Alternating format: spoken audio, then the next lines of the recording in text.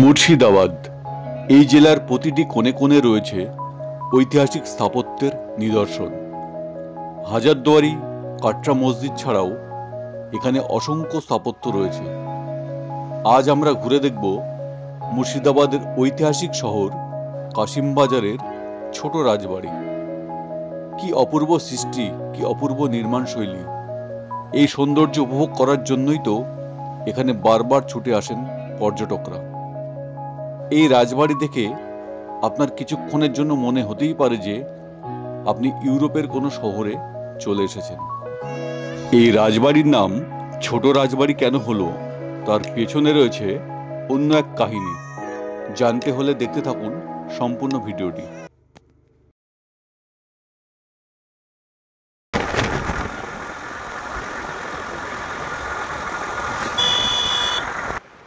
আপনারা যারা কাশিমবাজার ছোট রাজবাড়ির রাজকীয়তা উপভোগ করতে এখানে আসতে চান, তারা শিয়ালদা থেকে অথবা কলকাতার চিতপুর স্টেশন থেকে লালগোলাগামী যে কোনো ট্রেনে চেপে আপনি চলে আসতে পারেন কাশিমবাজার স্টেশন অথবা বহরমপুর স্টেশন।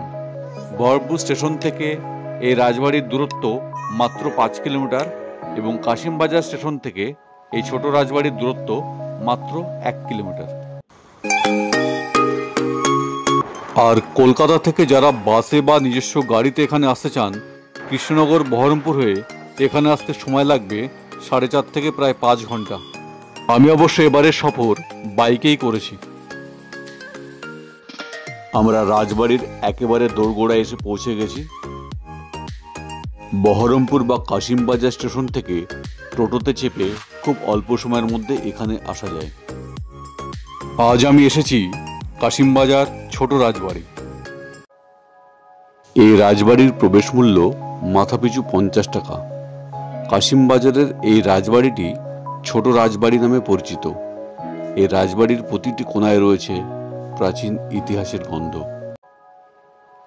বর্তমান রাজা প্রশান্ত রায় ও রানী সুপ্রিয়া রায়ের তত্ত্বাবধানে আজও অক্ষুণ্ণ রয়েছে রাজবাড়ির ঐতিহ্য। এই রাজবাড়ির নাম ছোট রাজবাড়ি কেন হলো, তার পেছনে রয়েছে অন্য এক কাহিনী। রায় পরিবারের এই রাজবাড়িটি ইউরোপীয় ও ভারতীয় স্থাপত্যের যুগলবন্দিতে বানানো হয়েছিল। এখন এই রাজবাড়ির কিছুটা অংশে মিউজিয়াম তৈরি করা হয়েছে। ভারতীয় ও ইউরোপীয় স্থাপত্যের অদ্ভুত মেলবন্ধন, তার সাথে সাথে বাঙালির বনেদিয়ানা যখন মিলেমিশে একাকার হয়ে যায়, তখন তার রূপটা এইরকমই হয়। একটা বেলার জন্য এখানে এসে এখানকার পরিবেশটা উপভোগ করতেই পারেন।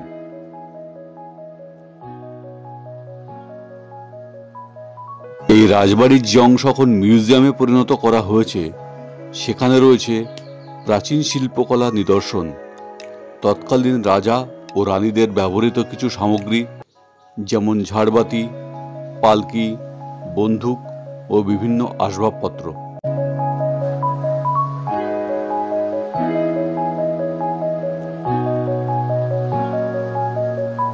এই রাজবাড়ির কিছু অংশ জনসাধারণের জন্য খুলে দেওয়া হলেও বাকি অংশ এখনো খুলে দেওয়া হয়নি। এখানে থাকার জন্য ঘরও পাওয়া যায়। এখান থেকে 16টা ঘর ট্যুরিস্টদের জন্য বরাদ্দ করা হয়েছে। থাকা খাওয়ার ব্যবস্থা এখান থেকে করা যায়। অনলাইন বুকিংয়ের লিংক এবং ফোন নাম্বার ডেসক্রিপশন বক্সে দেওয়া থাকবে।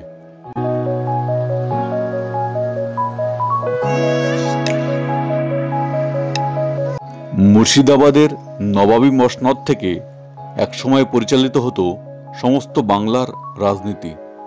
এককালে দেশি বিদেশি বণিকদের ব্যবসার কেন্দ্রস্থল ছিল মুর্শিদাবাদের এই কাশিমবাজার। আনুমানিক 17 সালে পূর্ববঙ্গ থেকে রেশম ব্যবসার উদ্দেশ্যে কাশিমবাজারে এসে বসতি স্থাপন করেছিলেন শ্রী অযোধ্যারাম রায়। তার পরবর্তীতে 1704 সালে কাশিমবাজারে এই রাজবাড়ি স্থাপন করেছিলেন তার পুত্র দীনবন্ধু রায়।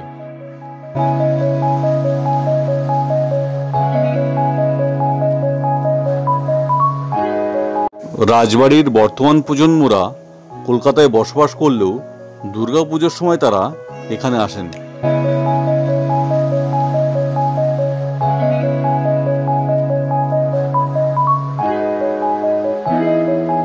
এই রাজবাড়ির পেছনেই রয়েছে এই রাজবাড়িরই একটি পুকুর, যে পুকুরে রয়েছে রাজহাঁস এবং বিভিন্ন রকমের মাছ।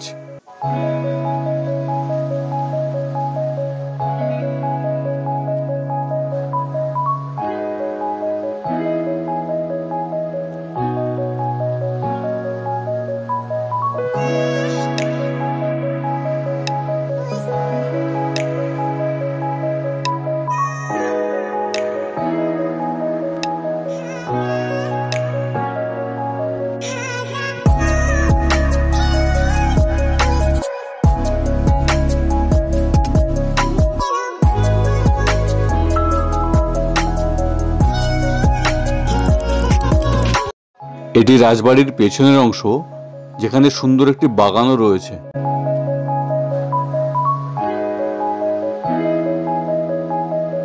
দেখুন তো এই ফলটিকে চিনতে পারছেন কিনা।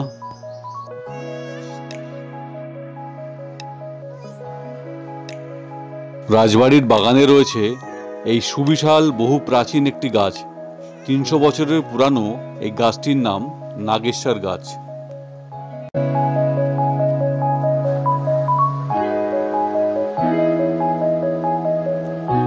আপনারা যদি মনে করেন শুধু একবেলার জন্য এখানে এসে এই রাজবাড়িটি ঘুরে চলে যাবেন এবং এখানকার পরিবেশটা উপভোগ করবেন, সেটিও সম্ভব।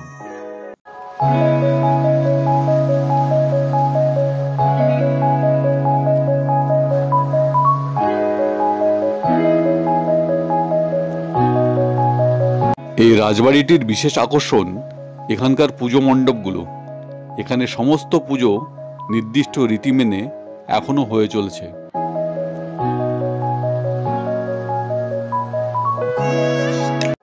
এই রাজবাড়ির সবথেকে বেশি আকর্ষণ হলো প্রায় 300 বছরের পুরানো দুর্গাপুজো। এই মন্দিরের নির্মাণশৈলী আপনার চোখকে সার্থক করবেই।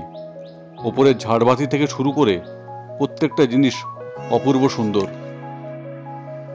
এখানকার বনেদি বাড়ির দুর্গাপুজো দেখতে ভিড় করেন অনেক মানুষই। দুর্গা মন্দিরের বাইরে আরও 2টি মন্দির রয়েছে যেখানে নিত্য পূজা হয়, আর সেই মন্দিরের পাশেই রয়েছে পদ্মপুকুর। রাজবাড়ির তরফ থেকে এখানে একটি গেস্ট হাউস খোলা রয়েছে, যার নাম রূপকথা গেস্ট হাউস। এখানে রয়েছে রাজকীয় আতিথেয়তা গ্রহণের সুযোগ। এই গেস্ট হাউসে থাকলে রাজবাড়ির বর্তমান প্রজন্মের সঙ্গে দুর্গাপুজো দেখার সুযোগ থাকবে এবং সঙ্গে থাকবে তাদের মুখেই রাজবাড়ির গল্প শোনার সুযোগ। এই রাজবাড়ির যারা পূর্বপুরুষ ছিলেন তারা জমিদারি পেয়েছিলেন পরে, সেই কারণে এই রাজবাড়িকে ছোট রাজবাড়ি বলা হয়।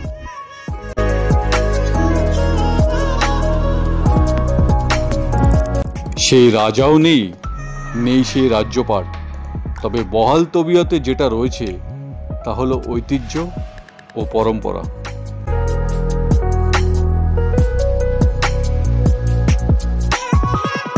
আজকের ভিডিওটি এ পর্যন্তই। খুব শীঘ্রই আরও একটি নতুন ভিডিও নিয়ে আপনাদের সামনে উপস্থিত হব। তবে তার আগে আজকের এই ভিডিওটি যদি ভালো লেগে থাকে তবে শেয়ার এবং সাবস্ক্রাইব করার অনুরোধ রইল। ধন্যবাদ।